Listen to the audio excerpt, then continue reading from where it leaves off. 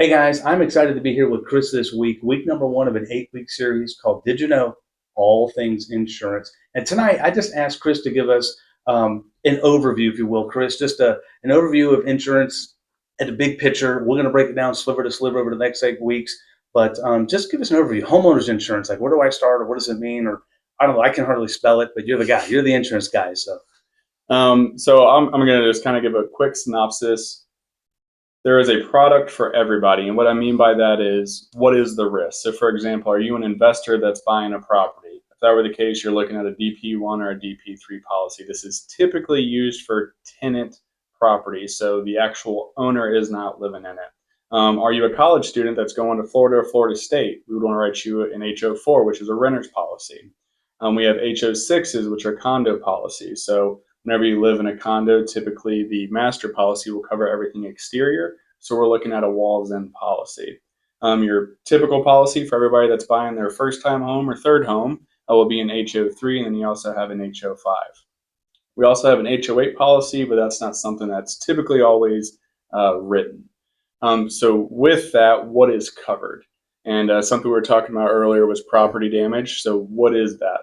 So things like fire, lightning, wind, hail, hurricane, water damage. The biggest thing is whenever you're going to buy a home, understanding what is actually covered in that policy. And with the state of Florida's insurance market, the biggest thing is age of home, and this will tie into roof age, but specifically what I want you to take away from this episode is water damage.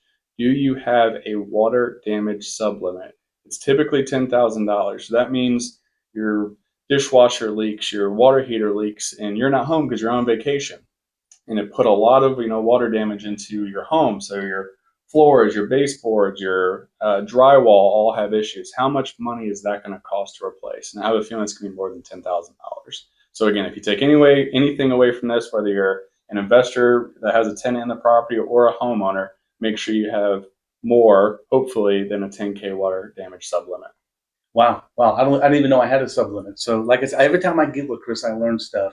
That's why I wanted to introduce him to you. So I just thank you, Chris, for that tidbit. I mean, there's so much in that to take away, and to if somebody needs to read their policy or like it's interpreting the Bible sometimes, man. How do they get a hold of you? Yeah, so the best way, honestly, you can either call me at 904-578-7744. That's my direct office line, or you can email me at Chris, CHRIS, Hundley, HUN as in November, D as in Delta, LEY at brightway.com. And there we have it. We'll see you next week.